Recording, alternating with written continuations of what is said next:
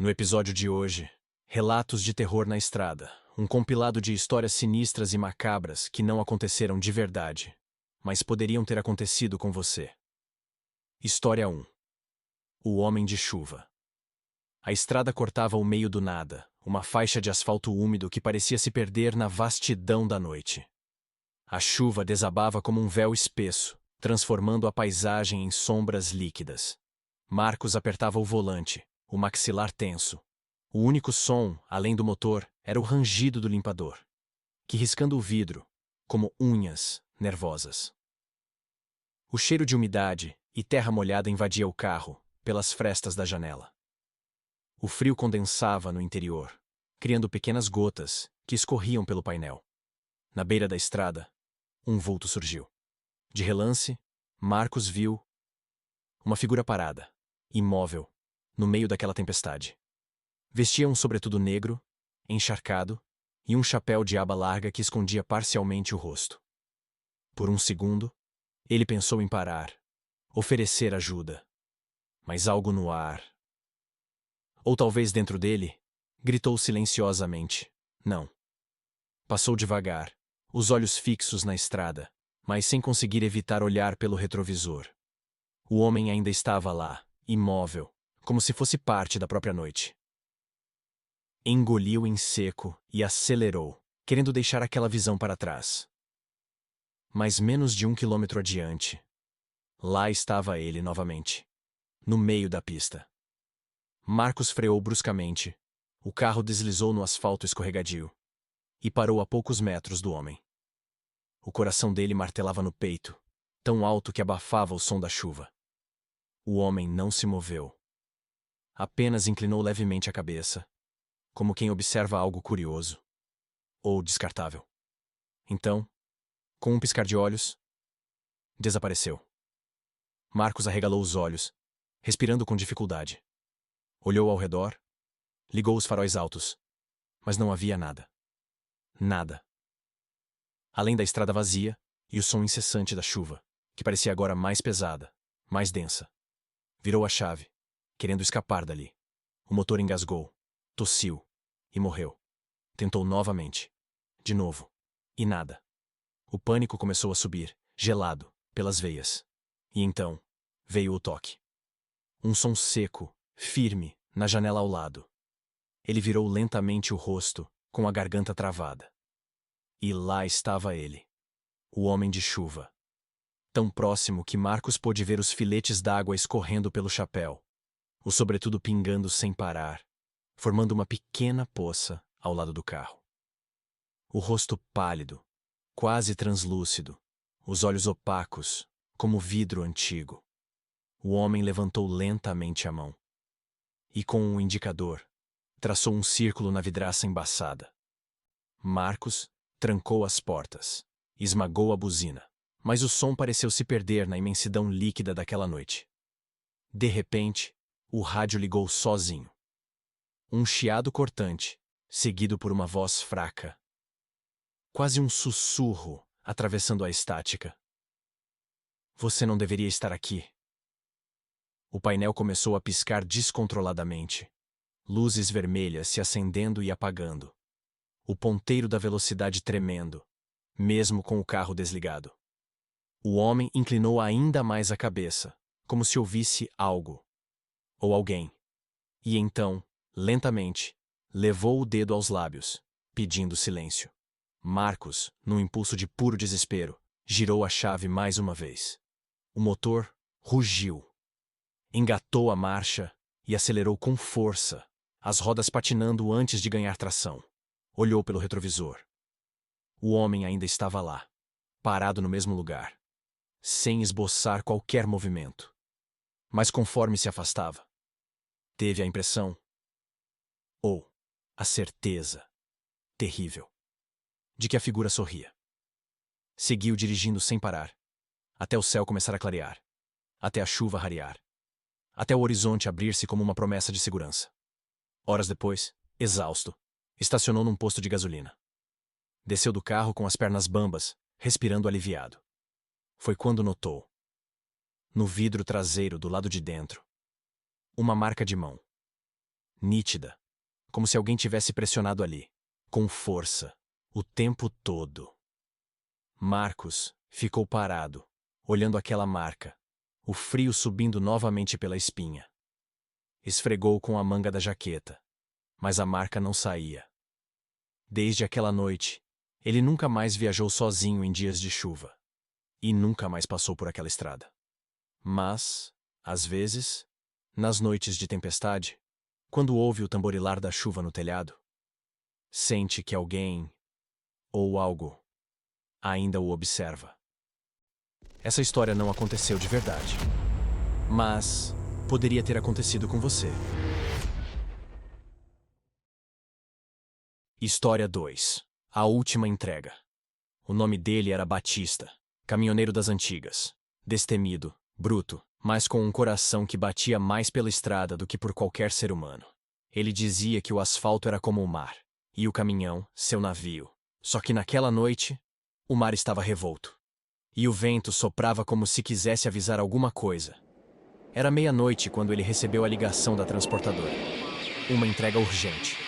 Um pacote pequeno, mas sigiloso. Coisa de gente rica, disseram. Saía de um galpão, abandonado na beira da BR-050, e ia até uma chácara no meio do nada, entre Catalão e Cristalina. O pagamento era o triplo do normal. Ele hesitou. Algo naquela proposta tinha gosto de coisa errada. Mas quem vive da estrada aprende a engolir o medo com um gole de café frio e seguir em frente. Ao chegar ao galpão, a primeira coisa que notou foi o silêncio. Um silêncio denso, gorduroso, que grudava na pele. O lugar estava escuro, mas havia uma única luz acesa, tremeluzindo como uma vela prestes a apagar. O pacote estava lá. Era uma caixa de madeira, com inscrições em latim queimadas a ferro. Mortem porta qui aperit. Era o que estava escrito na caixa. Batista não sabia latim. E, para falar a verdade, nunca foi de perguntar demais. A caixa foi colocada no baú do caminhão por um homem alto, pálido, de olhos fundos e expressão de quem já havia enterrado muita coisa. Inclusive, a própria alma. Ele não disse uma palavra. Só entregou um envelope com o endereço e desapareceu na escuridão. Batista seguiu viagem, mas a estrada não estava mais do mesmo jeito. Era como se ele estivesse dirigindo dentro de um pesadelo, onde tudo era familiar, mas ao mesmo tempo errado. A vegetação parecia se curvar em direção ao caminhão, como se quisesse sussurrar alguma coisa. Os postes de luz piscavam, mesmo nos trechos em que não havia energia. E o rádio? Bom, o rádio sintonizou sozinho numa estação que só transmitia estática e gemidos abafados. Às 2h47 da manhã, Batista viu algo no retrovisor. Era uma figura de branco, correndo atrás do caminhão com os braços esticados, como se implorasse por ajuda. Mas a estrada estava deserta. Ele apertou os olhos. A figura sumiu. Minutos depois, ela apareceu de novo. Dessa vez, do lado da estrada, parada, olhando direto para ele. A pele era cinza, os olhos vazios, e a boca tremia como se quisesse gritar, mas sem som. Quando o farol iluminou o rosto, Batista sentiu um arrepio que começou no calcanhar e terminou na nuca. Ele pisou fundo. O motor rugiu como um animal ferido. E então começou a chover. Mas não era chuva comum. As gotas batiam no para-brisa como se fossem unhas. Tinham cheiro de ferrugem, de sangue velho. E no meio da tempestade, ele ouviu algo vindo do baú. Um som que nunca deveria sair de uma caixa de madeira. Respiração. Batista parou o caminhão. Saiu. Foi até o baú, com as mãos tremendo. A chave do cadeado parecia quente demais. Quando abriu, nada. A caixa estava fechada. Mas agora havia pegadas molhadas do lado de fora da caixa. Pegadas de pés descalços, pequenos, como de uma criança. E elas iam em direção à cabine do caminhão. De volta ao volante, a cabine estava gelada. O vidro embaçado formava palavras, escritas por dedos invisíveis. Volta. Ele apagou com a manga da jaqueta. Tentou dar partida. O motor tossiu 3 vezes antes de ligar. A estrada parecia mais escura. O GPS piscava sem parar. E pela primeira vez em anos, Batista chorou.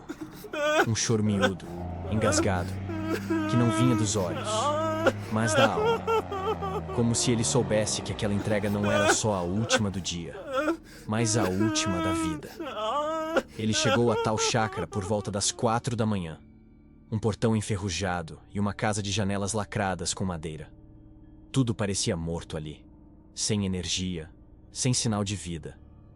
Mas a porta estava aberta. Batista deixou a caixa na varanda e virou as costas. Foi quando ouviu a caixa se abrindo, sozinha. Ele não olhou, não precisava. Aquilo que estava ali já estava com ele, desde o primeiro quilômetro. No espelho retrovisor, a estrada não mostrava mais o caminho por onde ele veio. Mostrava apenas escuridão, como se o mundo tivesse se esquecido dele. E naquela madrugada, fria, perdida em um ponto entre o real e o impossível, Batista continuou dirigindo. Mas não sabia mais para onde. Porque a última entrega dele era ele mesmo. Essa história não aconteceu de verdade. Mas poderia ter acontecido com você. História 3. O Homem do Farol Quebrado. A madrugada avançava como uma fera silenciosa, engolindo tudo à sua frente. Carlos dirigia pela velha BR-66. Uma estrada esquecida pelos mapas modernos, que serpenteava entre morros e vales cobertos por uma névoa densa, úmida, sufocante. A chuva fina transformava o asfalto em vidro escorregadio, e o farol esquerdo do seu carro falhava, piscando como um olho fatigado. Só mais 30 minutos até o próximo posto, pensou, apertando o volante. A estrada estava vazia, completamente deserta, exceto por uma placa enferrujada que ele mal conseguiu ler. Reduza. Curva perigosa. Carlos desacelerou, atento. O som dos limpadores rangia compassadamente, como um velho relógio marcando o tempo que insistia em não passar. De repente, ao fazer a curva, viu um homem parado à beira da estrada. Vestia um sobretudo escuro, encharcado pela chuva, e mantinha a cabeça baixa, escondida sob um chapéu deformado. O estranho ergueu um braço lentamente e fez sinal com o polegar. Pediu carona. Carlos hesitou. O instinto mandava seguir, ignorar, mas algo naquela figura o fazia desacelerar, como se uma força invisível pressionasse seu pé contra o freio. Parou. O homem, sem pressa, se aproximou e entrou no carro. Boa noite, murmurou Carlos, tentando disfarçar o nervosismo. O estranho permaneceu em silêncio, fechando a porta lentamente, como se cada movimento fosse calculado. Carlos notou que ele estava absurdamente molhado, mas não parecia incomodado. Pôs o carro em movimento. Está indo para onde? Nenhuma resposta. Carlos arriscou um olhar de canto de olho. O homem olhava fixamente para o para-brisa, as gotas de chuva escorrendo como lágrimas no vidro, criando padrões abstratos. O silêncio pesava, mais do que a tempestade lá fora. Então, num sussurro quase inaudível, o estranho respondeu: "Para onde você for?" Carlos engoliu seco e uma sensação gelada percorreu-lhe a espinha, como se mãos invisíveis tivessem tocado sua pele. A chuva apertava. Os trovões explodiam ao longe, iluminando brevemente a estrada e as árvores retorcidas que a ladeavam, como sentinelas disformes. O farol quebrado piscava intermitente, criando sombras estranhas dentro do carro, como se houvesse mais de uma presença ali. Carlos olhou novamente para o passageiro. Seu sobretudo escuro parecia seco. Como? Se estava encharcado há poucos minutos. O estranho virou levemente o rosto, revelando parte de sua face. Uma pele pálida, quase translúcida, onde veias azuladas serpenteavam como raízes sob a terra. Os olhos, injetados de um vermelho morto, como faróis quebrados. Carlos desviou rapidamente o olhar, o coração acelerado. Tá tudo bem? Perguntou, a voz trêmula. Silêncio. O rádio que estava desligado ligou-se sozinho, soltando uma música antiga, distorcida, uma melodia de outra época. Carlos tentou desligar, mas os botões não respondiam. O estranho então murmurou. O farol. Carlos arregalou os olhos. O quê? O farol está quebrado. Carlos assentiu, nervoso. Eu sei. Preciso consertar. Mas, quando olhou novamente para o painel, percebeu que o farol estava funcionando perfeitamente. Ambos. Pisou no freio, mas o carro não parava. Puxou o freio de mão com força. Nada. O velocímetro marcava 80, depois 100, 120 km/h. A estrada sinuosa passava rápido demais, as árvores se transformando em borrões escuros, como pinceladas de tinta preta num quadro de horror. Carlos gritava, puxava o volante, apertava os pedais, mas o carro parecia ter vida própria. O homem ao seu lado não esboçava reação, apenas observava. Fixamente. Como um juiz silencioso. O que você quer? Gritou Carlos. O estranho inclinou a cabeça e respondeu com a voz cavernosa, como se ecoasse de um túmulo. Estou levando você. Para onde deve ir? E então? Apontou para frente. Carlos olhou. E viu. Um penhasco. A estrada acabava abruptamente, sem qualquer barreira, sem aviso, apenas a queda livre. E a escuridão lá embaixo. Tentou desviar, mas o volante não obedecia. O carro voou pelo abismo, o som do motor sumindo, engolido pelo vento e pela noite. Carlos fechou os olhos, esperando o impacto. Mas, ao abri-los, estava parado. Na mesma curva onde tudo começou.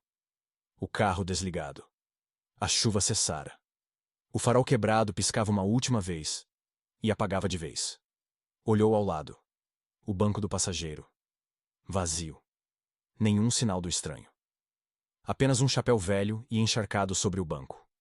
Carlos respirou fundo. Ligou o carro e, tremendo, deu meia volta, decidido a nunca mais pegar aquele atalho amaldiçoado. Enquanto se afastava, pelo retrovisor, viu, na beira da estrada, o mesmo homem, de pé, erguendo novamente o polegar. Essa história não aconteceu de verdade. Mas poderia ter acontecido com você. História 4. O rastro de sangue no asfalto seco. O asfalto seco daquela madrugada parecia ter engolido a chuva da noite anterior como uma serpente faminta. Não havia umidade, mas o ar carregava um cheiro metálico, algo entre ferrugem e arrependimento. Eu cruzava a BR-364, um trecho deserto no coração do estado, onde nem a lua se atrevia a chatolhar por muito tempo. O caminhão rugia como um bicho velho e resistente. Cada quilômetro parecia arrastar comigo o peso de memórias que eu tentava esquecer. A estrada era uma linha reta desenhada por algum deus distraído. Mas naquela noite, ela decidiu se curvar. Foi quando vi. Uma mancha no chão, espessa e escura. Não era óleo, nem sombra. Era sangue. Um rastro longo, torto, quase artístico. Parecia ter sido arrastado como quem leva um segredo pesado para longe. Bem longe. Diminuí a marcha. O barulho do motor desacelerando soava como um coração cansado. Olhei para os lados. Nenhuma luz. Nenhuma alma viva. Só o rastro. E uma sensação de que algo estava prestes a se repetir. Continuei. 15 minutos depois, outro rastro. Mesma espessura. Mesma direção. Como se alguém estivesse me testando. Como se a estrada tivesse decidido brincar de novo com a minha sanidade. Liguei o rádio para espantar o silêncio, mas só ouvi estática. Uma voz quase surgia, sussurrando entre os ruídos, como se o vento estivesse tentando me dizer algo que minha mente não queria escutar.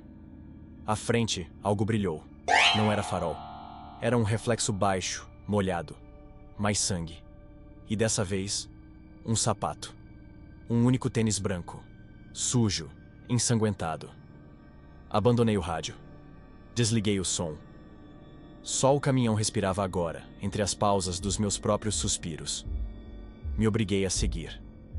A estrada era minha rotina. Mas naquela noite, era como se eu tivesse sido convocado para algo que nem mesmo os vivos sabiam nomear. E então, o barulho. Um baque seco na lateral do caminhão, como se algo tivesse se pendurado na lataria. Olhei pelo retrovisor e, por um segundo, vi o impossível. Mãos. 2 mãos magras, sujas, se agarrando ao metal. E uma cabeça, careca, retorcida, de olhos tão fundos que pareciam buracos escavados no escuro. Pisei fundo. O caminhão disparou. O corpo se soltou ou desapareceu. Não sei. O coração martelava, como se quisesse sair pela garganta. E então, o rádio ligou sozinho.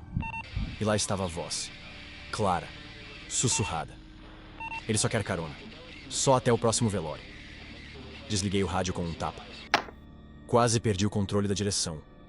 Mas o rastro continuava. Sangue novo. Fresco. Brilhando sob os faróis. Foi então que percebi. O rastro não estava na estrada. Estava me seguindo. Escorria pela traseira do caminhão, como tinta de um quadro doentio. Desci. Tremia. A lanterna revelou o impensável. Marcas de garras arranhando a carroceria. Gotas espessas pingando do fundo. E o cheiro, meu Deus, o cheiro. De carne úmida, de medo condensado. Abri o compartimento de carga. Vazio. Mas a porta estava trancada por dentro. Voltei para a cabine. Liguei o motor, como quem tenta acordar de um pesadelo. A estrada, agora, não parecia mais longa. Parecia infinita. Como se girasse em círculos embaixo de mim. Como se estivesse presa em um loop, como uma maldição que se repete, até que alguém tenha coragem de sair da rota. Eu não saí. Fui seguindo. Quilômetro após quilômetro. Até ver, à frente, o mesmo sapato, o mesmo rastro, a mesma curva. E o rádio, sussurrando a mesma frase. Ele só quer carona. Só até o próximo velório. Hoje, faz 3 dias que não consigo parar. O tanque está quase vazio, mas o motor não desliga. O GPS só mostra um traço vermelho, sangrando no mapa. Toda vez que tento sair, a porta trava. Toda vez que tento dormir, vejo a cabeça na janela. A estrada não termina. Eu sou o velório. E o próximo é você. Essa história não aconteceu de verdade. Mas poderia ter acontecido com você. História 5. O posto abandonado. O relógio do painel marcava 2h47 quando Ana percebeu que o combustível estava perigosamente próximo da reserva. A estrada era deserta, um traço esquecido entre 2 cidades pequenas, cercada apenas por campos vazios e árvores esparsas, que, na escuridão, pareciam sentinelas silenciosas de um mundo morto. O silêncio do interior do carro era quebrado apenas pelo ronco constante do motor e pelo som do limpador de para-brisa riscando o vidro.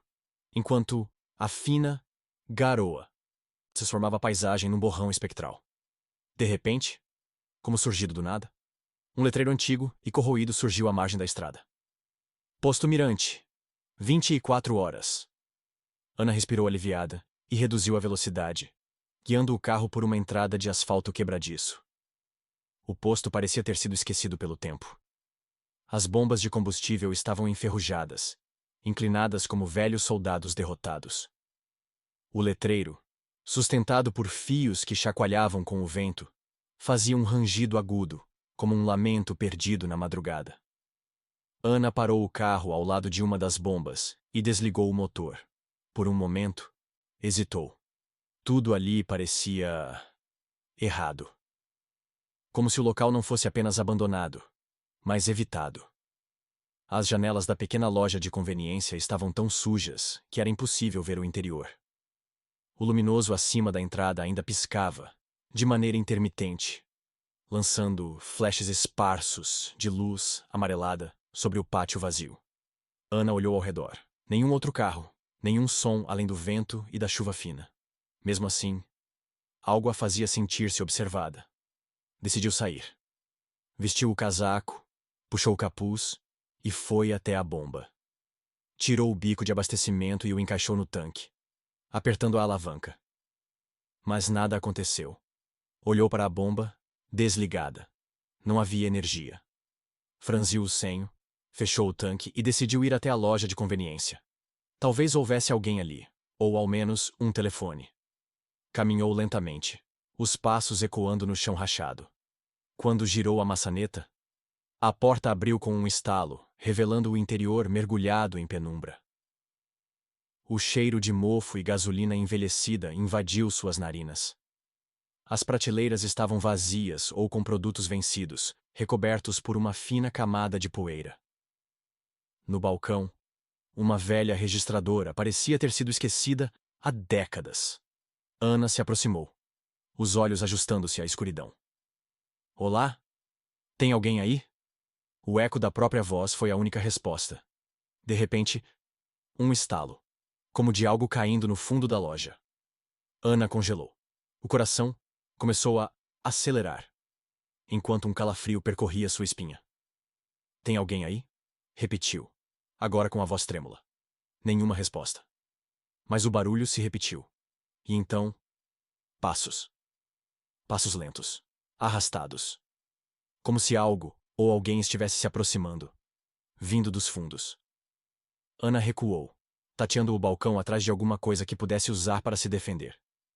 Mas só encontrou papéis úmidos e pedaços de plástico quebrado. A respiração ficou ofegante, e a vontade de sair correndo quase a dominou, mas o medo a paralisava. Foi então que no espelho rachado atrás do balcão, viu uma silhueta. Alta, desproporcional, com um chapéu antigo e olhos brilhantes, como brasa no meio da escuridão. Ana girou o corpo num sobressalto, mas não havia ninguém ali. A loja estava vazia. O silêncio novamente, absoluto. Ela respirou fundo, tentando racionalizar. Devo estar imaginando coisas. Pensou. Decidiu sair. Virou-se e caminhou rapidamente até a porta. Mas a entrada, que antes abrira com facilidade, agora estava trancada. Girou a maçaneta com força, mas nada. O pânico começou a se instalar. Bateu na porta, gritou: Socorro! Tem alguém aí? Nada. Só o som do letreiro rangendo lá fora. E os passos voltaram. Agora mais rápidos, mais próximos. Ana virou-se lentamente, o corpo inteiro tremendo, e viu a figura saindo da escuridão do fundo da loja. Usava um macacão de frentista antigo, com o emblema do posto corroído pelo tempo. O rosto era uma máscara pálida e inexpressiva, como um manequim esquecido. Os olhos, duas esferas vermelhas incandescentes, e na mão, um galão de gasolina, do qual gotejava um líquido escuro.